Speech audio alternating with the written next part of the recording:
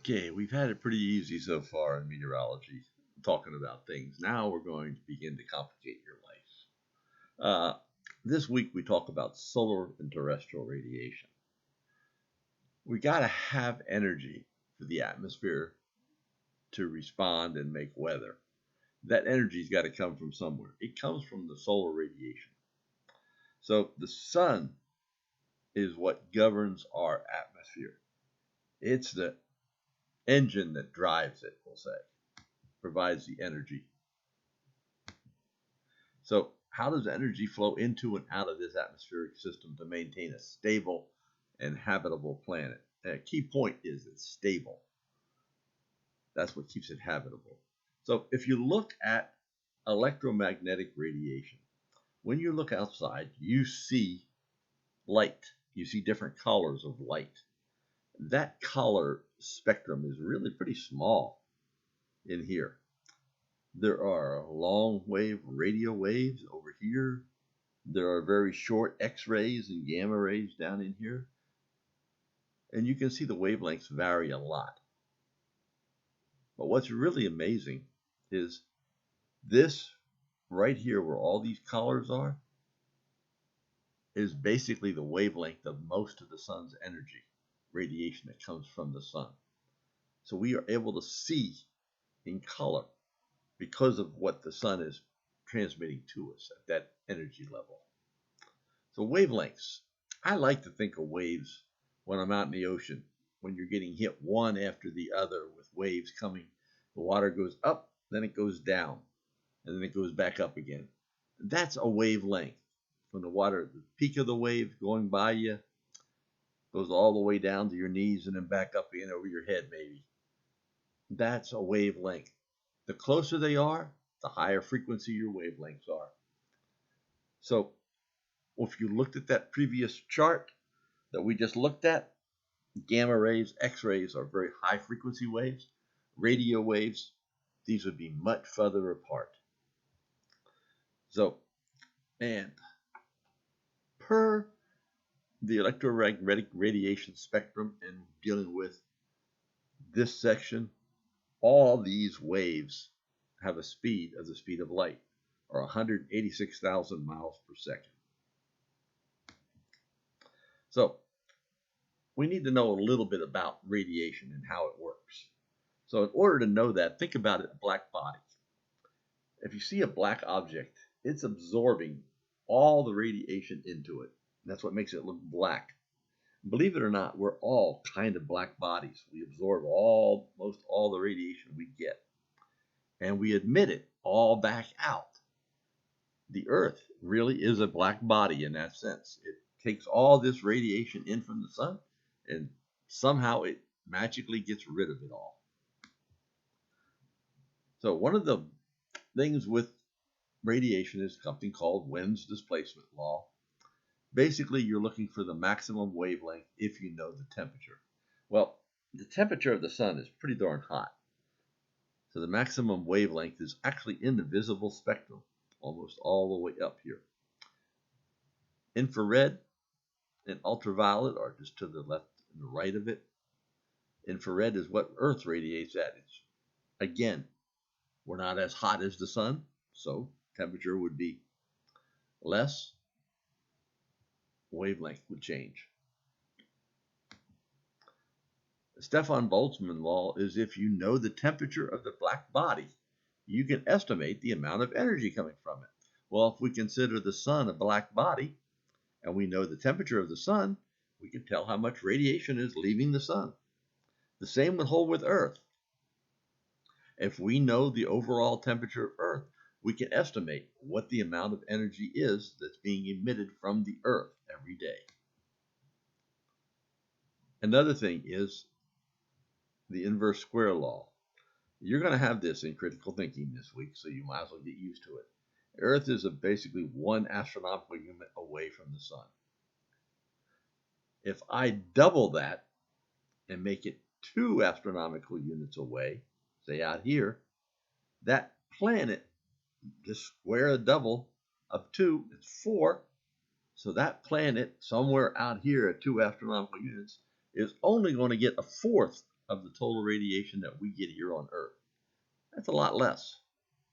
So think about that. That's why Mars gets less. Oh yeah, Venus, closer, gets more. All right. One of the key points of the sun is our Earth is not always tilted in the same exact direction to the sun. So because it tilts, think about it with a flashlight. If you look at a flashlight and it's pointing directly down to the ground, it makes a pretty intense small circle. Emphasis on small and intense. However, if you tilt it at an angle, it covers a broader area and isn't as bright over that area. Same thing happens with the sun. If that sun is pointing right directly down at you, say at the equator, it's going to have a very intense, tiny circle of energy coming in, and it's going to be pretty doggone hot. Lots of radiation energy are arriving. However, if the sun is at an angle, it's covering a larger area, even though the radiation's coming in, it's being spread over a larger area, so not as much radiation is reaching any one individual point. So, everywhere you have a latitude, a longitude, there's an actual degree you can tell how, if you were pointing a flashlight, that would be the angle that the flashlight's pointing at, 45-degree angle to the surface here, if you're 45 degrees north. We're roughly between 30 and 35 degrees north. So you think about that angle there. But if you're at the equator, it's dead on 90. If you're at the North Pole, well, heck, it can miss you. You'd just be hitting it and just not even hitting the North Pole at all, especially if the Earth tilts, which it does. So understanding that the amount of solar radiation, even on a good day, when the Earth is at equinox, is changing. There are different amounts of solar radiation coming depending on where you are on the Earth. It's never going to change as much down here, but it can change a heck of a lot up at the North Pole. And you can see that in the temperature. The temperature is governed by the sun. So if you go to Antarctica, notice here, no solar radiation coming in at all in the middle of the winter. Going to get pretty doggone cold. Their winter. Yet here at Singapore, which is up here, kind of down near the equator, not a lot of variation. Basically, it varies due to rainfall. And then you go to New York, and quite a lot of variation depending on the season because the Earth is tilted. And here you can see it. Take a look at this tilt. Here's the Earth, and here it is at wintertime. Notice the northern hemisphere is pointing away. You're going to get a less of an angle of the sun. Matter of fact, the North Pole is not even seeing the sun. So you can see, though, summertime, we're pointing towards the sun. We get more intensity. That's why it's been hotter. So all that radiation comes in, something's got to happen with it. Some of it is going to be absorbed. Some of it is going to be scattered or reflected. And some of it's going to be transmitted into the Earth itself. So let's take a look at scattering.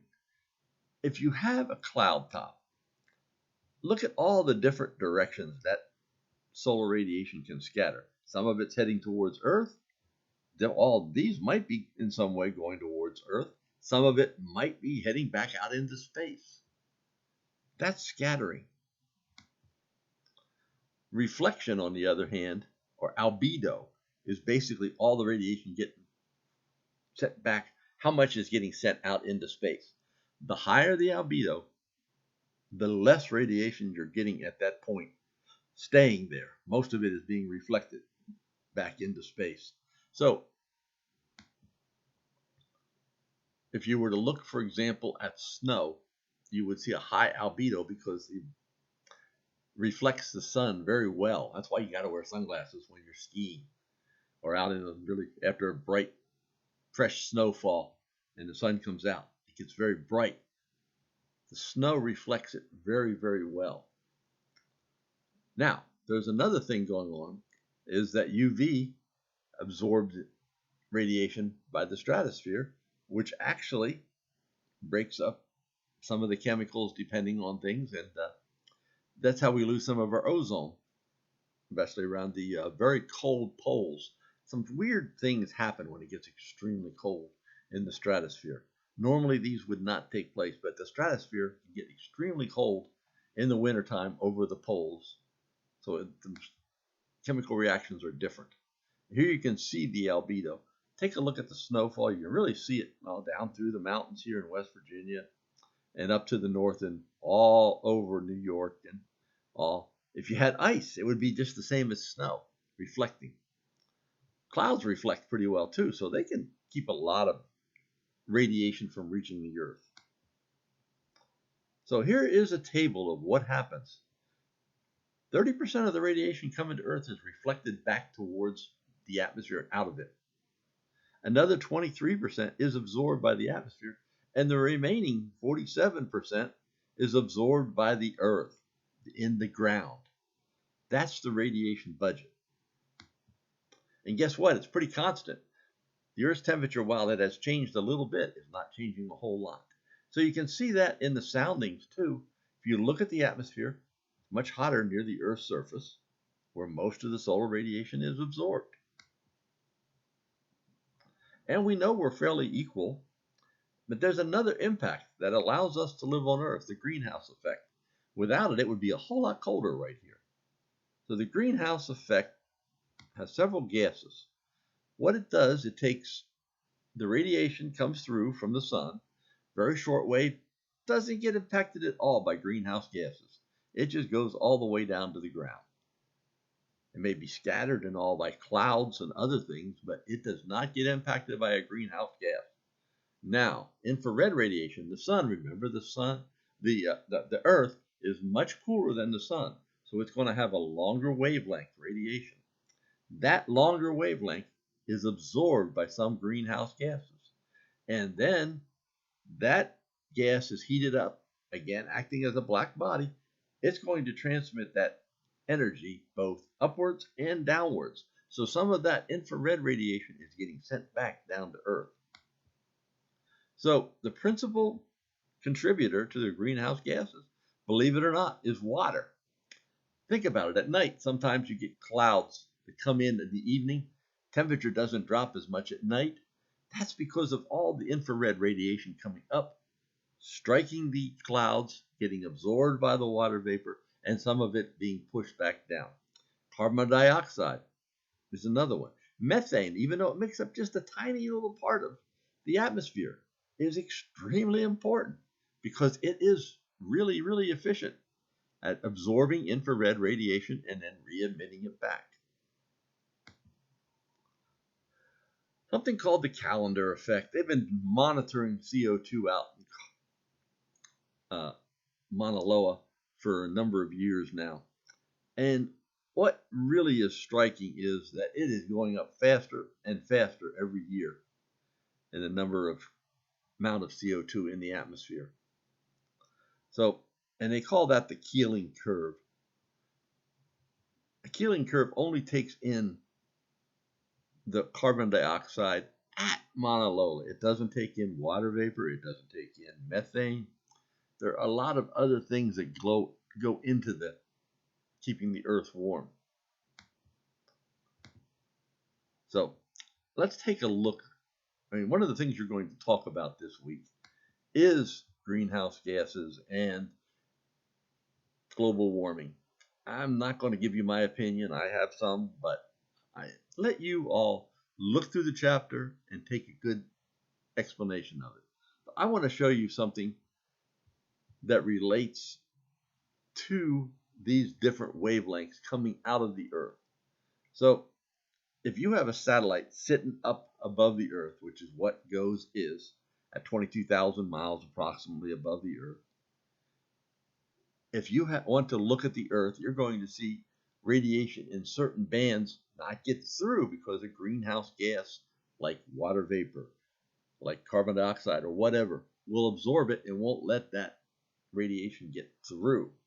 So if you were to look, for example, at a geocolor image, all radiation that it can see is being pictured in this image. So what you basically see here is an image over the US of the clouds. And notice the clouds reflect pretty doggone well. And we have a lot of cloud cover around here. Blue oceans, really blue down in here, amazingly color. So you can actually see the ocean color with this ground is dark. You can see actually there's more vegetation here than further west, a little bit drier and dustier deserts out here. And maybe these are the mountains out towards California. So all these things are just looking at the different color infrared spectrums that are going out from the Earth. Now, GOES satellite can actually pick up 16 different wavelengths as it's going out and makes them into images. So if I wanted to look at the visible blue light going out, this would be the curve I would see. This is what if I could only look towards the visible light, blue light. Maybe I've got something else I'm interested in. Maybe I would like to look at infrared cirrus level. So this would be high level up in the atmosphere, just looking for high clouds. And we're going to color this a little bit too, so that I can see it better. But you can see here the highest clouds really stand out, while the lower clouds don't stand out as well. So we're looking at higher clouds in the atmosphere with this band. Here is that band, 1.37 microns. Maybe I'm really interested in all water vapor. I want to know what's going on. We'll say at about 15,000 feet. So this is going to be radiation coming from water vapor at about 15,000 feet. And it's about 6.9 microns. So you get the idea that there's a lot here just to look at. And we can even do infrared. We get clean, long wave radiation coming from the Earth. And you can really see the cloud tops with it and how cold it is and all. And again, this is just an image of taking that channel of radiation, this would be 10.3 microns, and making an image out of it. And if we really want to get sophisticated, we can take a variety of these channels and make what we call a sandwich, a red, green, and blue. Each one of the channels here, infrared band 13, visual band 3, are giving either a red, a green, or a blue. The more intense, the more they show up. And they can show up some interesting features on the clouds and stuff that you can't see looking at just one band. So this is just a little bit of what GOES images look like and satellite images. You're going to talk about a little bit of them in your lab this week. So hope you got a little bit out of this. And let me know if you have any questions.